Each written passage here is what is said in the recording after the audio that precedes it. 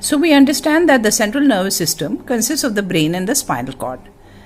So in the last video we have discussed about the brain, and now I'll take you over to the spinal cord and we'll try to understand what the meninges, fissures, septa, horns, thickenings and funiculi are. So let's move on to the spinal cord. The spinal cord, as we know, is a prolongation of the medulla oblongata. And so the medulla oblongata moves through a foramen, which is known as a foramen of magnum of the skull, and proceeds further till the urostyle. And it terminates in the urostyle as the phylum terminale. Now we understand that the spinal cord has two meninges or covers. The outer one is the dura mater and the inner one is the pia mater. The space between the two is occupied by a liquid which is cerebrospinal fluid, and this protects the spinal cord against mechanical shocks. The spinal cord also has two thickened areas. So one in the brachial region and the other in the sciatic region.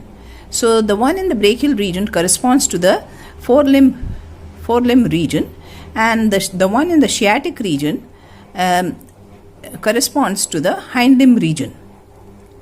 And apart from this, there are fissures. So fissures, a single fissure is present on the dorsal surface, and this is a shallow fissure, whereas the one on the ventral surface is much deeper.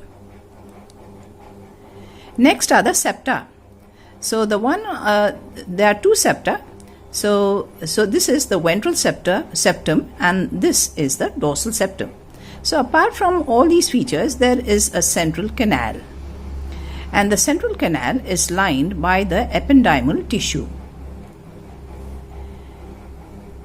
Next is, if you see the spinal cord, you can clearly make out that the inner substance of the spinal cord is in the form of a letter H with distinct horns or pointed edges.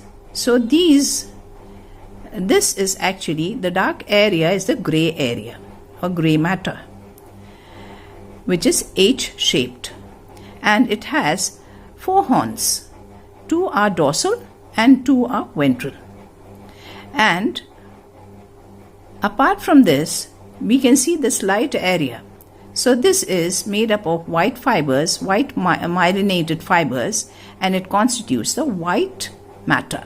So thus, the substance of the spinal cord consists of the grey matter and the white matter. Next, the spinal cord is divisible into funiculi.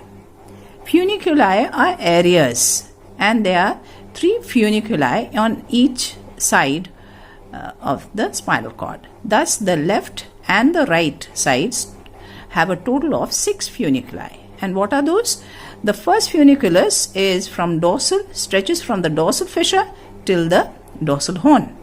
And the second from the dorsal horn till the ventral horn. And next from the ventral horn till the ventral fissure.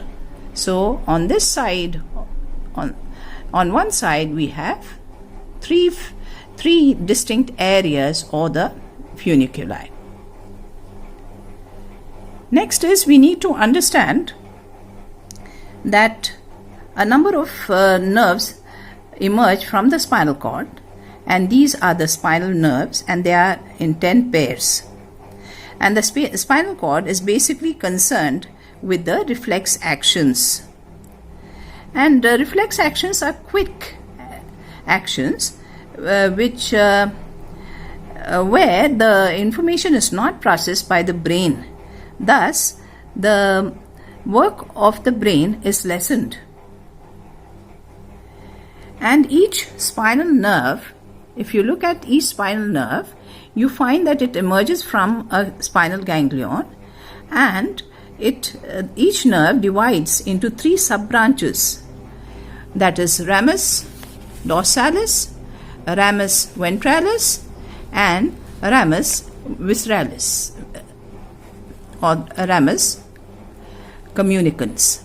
And to the ramus communicants, you find that the sympathetic ganglia are attached. Next are the cranial nerves. The cranial nerves emerge from the brain, and these are also 10 in number, and they are of the various types, that is the olfactory, optic, oculomotor, facial, vagus, etc.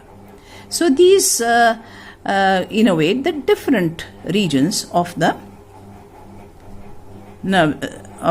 body. Next is we come over to the autonomic nervous system. The autonomic nervous system consists of the two parts, that is sympathetic and parasympathetic nervous system. A sympathetic nervous system consists of a pair of cords, and these are on either sides of the spinal cord. So you find a pair of sympathetic cords on either sides of the spinal cord, and these sympathetic cords are connected to the spinal cord by means of the ramus communicans. And several sympathetic nerves are present, and they go and innervate the different parts of the viscera. And these are motor in function. And they are responsible for bringing about a modification in the involuntary actions. And this usually happens when there is a fight or flight response because of some danger or because the animal is in stress. And when the animal is in stress, what happens is the involuntary actions like the heartbeat or the excess urination, etc., may increase in response to the stress factor. So this is where the sympathetic nervous system heightens up the heartbeat, increases the heartbeat or urination, etc. The next type of nervous system is the parasympathetic nervous system, and this consists of the parasympathetic ganglia and the parasympathetic nerves. And this type of nervous system, it is antagonistic to the sympathetic nervous system. That is, it works in the opposite direction. So if the sympathetic nervous system, if it plays a role in increasing the heartbeat because of the stress factor, then you find that the parasympathetic system works to bring down the heartbeat to normal. Thus, it functions in the calm state and brings down the agitated condition to normalcy. So thus today we were able to discuss about the spinal cord, spinal nerves, cranial nerves, then the sympathetic and the parasympathetic systems.